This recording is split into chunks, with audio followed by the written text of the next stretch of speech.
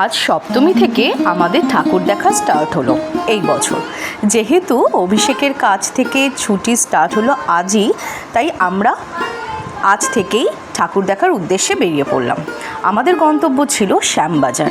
শ্যামবাজার পৌঁছে সবার আগে আমিনিয়ার ভিড় দেখে তো আমাদের মাথা খারাপ হয়ে গেল।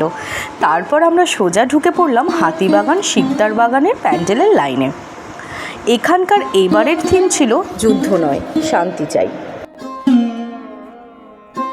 প্যান্ডেলটা ভীষণই ইউনিক আর কালারফুল ছিল। ওপরে যুদ্ধের বর্বরতা সম্পর্কে দেশ বিদেশের নানান বিশিষ্ট ব্যক্তিদের কোট ডিসপ্লে করা ছিল। থিমটা তোমরা আরও ভালোভাবে বুঝতে পারবে একেবারে শেষে গিয়ে।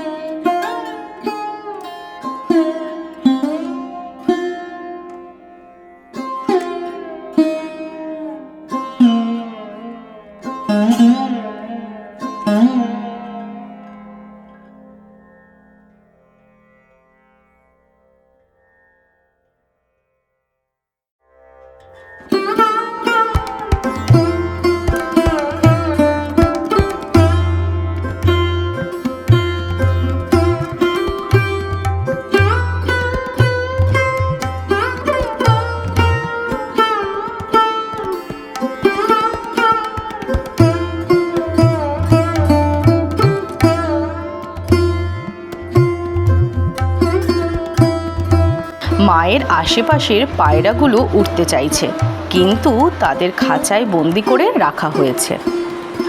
এরপর আমরা বেরিয়ে খেয়ে নিলাম ডালের বড়া।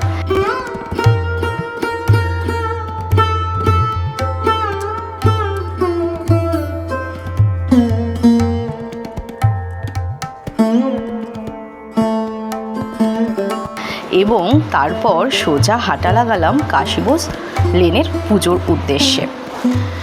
সেখানে পড়েছিল বেশ লম্বা লাইন, আর একবার দড়ি ফেললে তো আর তোলার নামই নিচ্ছে না। মণ্ডপের কাছে এসে দেখি জেনারেল লাইন আর ভিআইপি লাইনের ভিড় প্রায় সেম হয়ে গেছে। এখানকার এবারের থিম ছিল সতীদাহ প্রথা, বাল্যবিবাহ রদ এবং বিধবা বিবাহ চালু।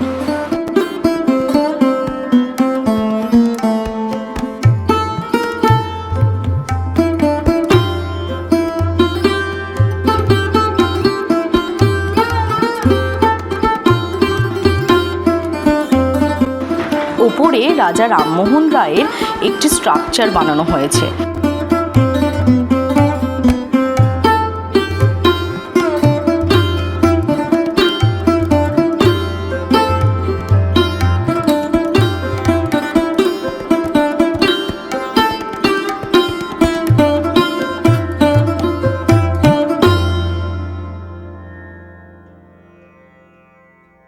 ওপরের এই সাদা কাপড় পরা ফিগারগুলো বিধবা নারীদের রিপ্রেজেন্ট করছে, এবং তাদেরই মধ্যে একজন লাল শাড়ি ধরে আছে বিদ্যাসাগরের ছবি নিয়ে, অর্থাৎ তার আবার বিবাহ হচ্ছে।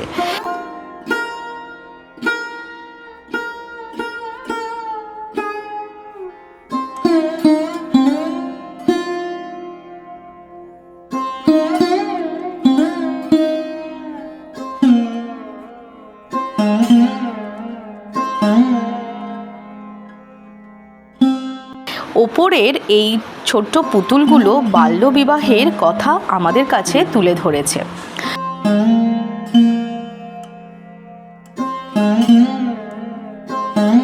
মণ্ডপের ভেতরের এবং বাইরের কালার কন্ট্রাস্ট তোমরা নিশ্চয়ই দেখতে পাচ্ছ।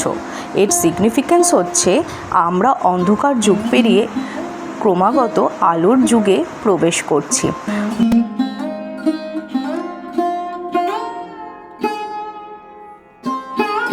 ভেতরে ভারতের কিছু কীর্তিময়ী নারীদের ছবি তোমরা দেখতে পাবে। আর এখানে মা অন্নপূর্ণার কনসেপ্ট বানানো হয়েছে এবং দুটি মূর্তি কিন্তু সম্পূর্ণভাবে চাল দিয়ে বানানো হয়েছে। এত হাঁটাহাঁটি করার পর খুব খিদে পেয়ে গিয়েছিল, তাই বেরিয়ে আগেই খেয়ে নিলাম ঘুগনি।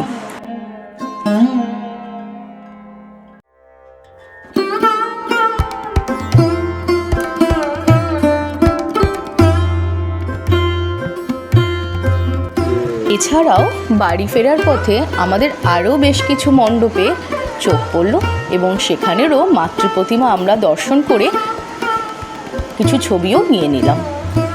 তারপর চলে গেলাম একটি ফাস্ট ফুডের দোকানে, সেখানে আমরা নিয়ে নিলাম 2 প্লেট মোমো।